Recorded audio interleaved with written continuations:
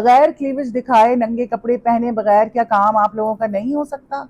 फहद मुस्तफ़ा में मुझे मैच्योरिटी नजर नहीं आ रही, मुझे उनमें ग्रेस नजर नहीं आ रही जो एक एक्टर में होनी चाहिए कि स्टार। लेकिन उस बच्ची के सामने तुम लोगों का रोमांस चल रहा होता है क्या? तुम फिजा को मैंने इतना कहा कि बहन प्लीज अपनी दवाइयां मत छोड़ना, टाइम पे लेना, लेकिन उसने मेरी एक नहीं सुनी।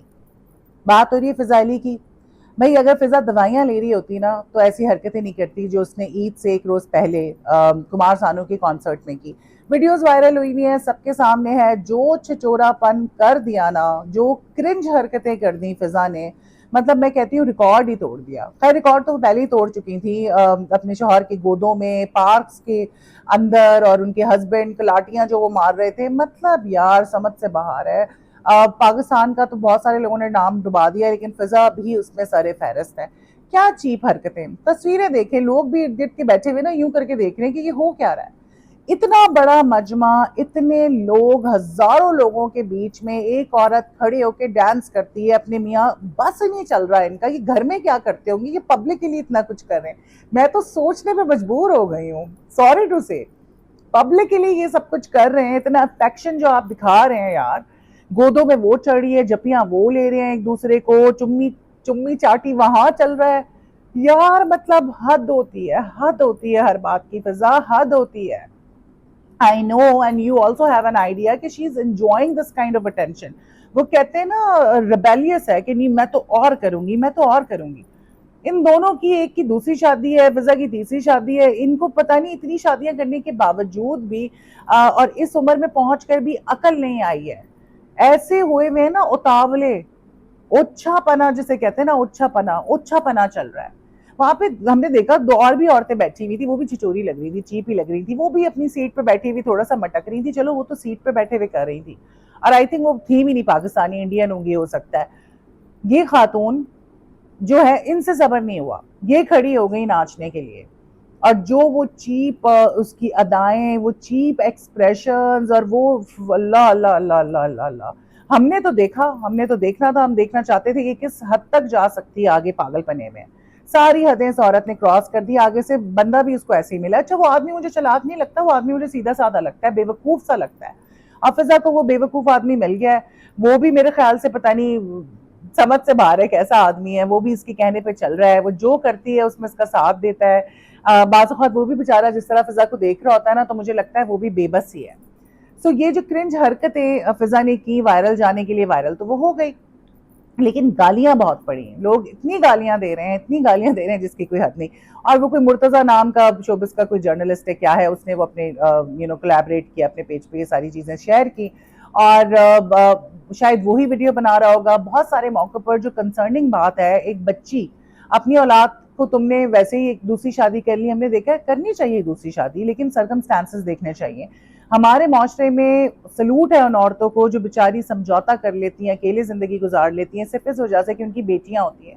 कि सुतेला बाप है वो तो महरम नहीं है, बच्ची जवान हो रही है या कल को बच्ची जवान हो जाएगी तो महरम नहीं है बाप। एक बहुत बड़ा मसला है। और इस तरह के इतने केसेस आते हैं कि जी बाप ने बुरी नजर रखी हुई है, बाप ने कुछ इस तरह की हरकत कर दी है, तो औरतें ये समझौता करती हैं। लेकिन फिजा ने अपना सोचा और उस बच्ची को वो साथ लेके फिर रही होती है, चलो कोई बात नहीं। लेकिन उस बच्ची के सामने तुम लोगों का रोमांस चल रहा होता है। क्या तुमने उस बच्ची को सिखाया है? पैदा होते ही तुमने उसको टिकटॉक पे लगा दिया, सोशल मीडिया पे लगा दिया। जब उसके पढ़ने लिखने का, वो चंट भी है, बच्ची है बहुत प्यारी, लेकिन वो बहुत बच्ची की बातें आप सुने, शी इज वेरी चंट। तो बच्ची को तुमने किस काम में लगा दिया है? अब तुम अपने मियाँ के साथ उसके सामने रोमांस कर रही होती हो, रील्स बना रही होती हो। यार what is this going on?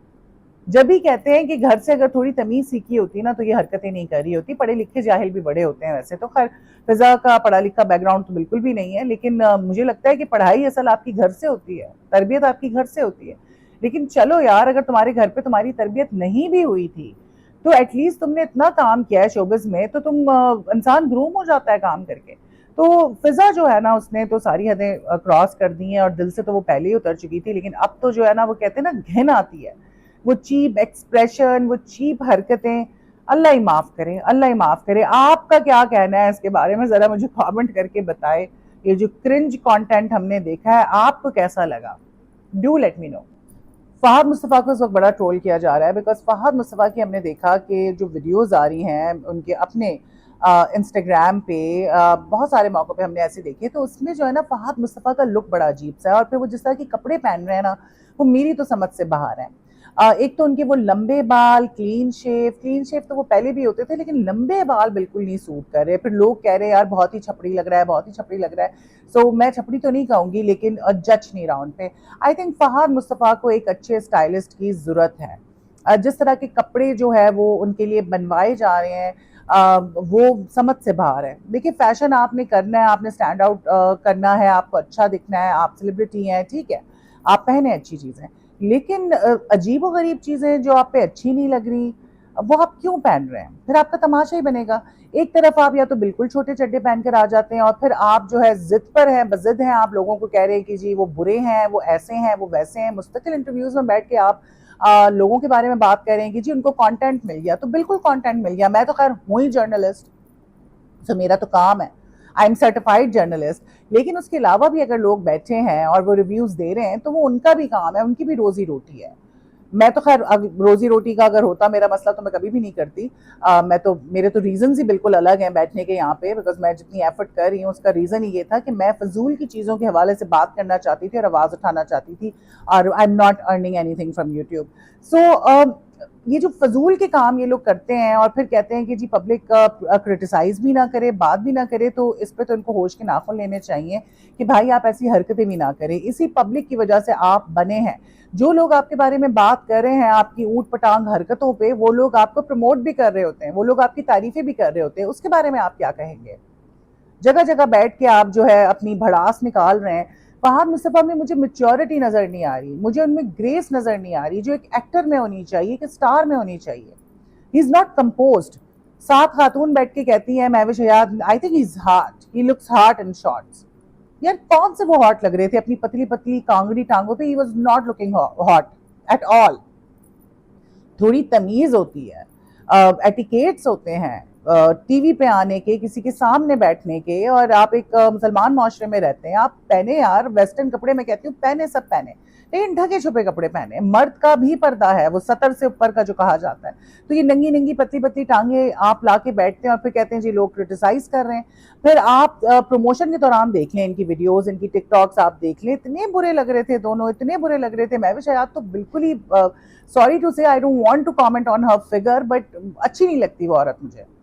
मतलब of course she is a celebrity, एक फिल्म का चेहरा है और अच्छा लगता है कि चलो फिल्म में ही उसको देखते हैं, हर ड्रामे में नहीं देख रहे होते, तो सही है, फिल्म स्टार है, अब मेहनत कर रही है, सब कुछ अपनी जगह है, लेकिन हर जगह वो औरत अपना क्लीवेज लेकर आ जाती है। हर जगह उस औरत को अपना क्लीवेज दिखाना होता है। बगैर क्लीवेज दिखाए नंगे कपड़े पहने बगैर क्या काम आप लोगों का नहीं हो सकता? समझ से बाहर है ये बात मेरी।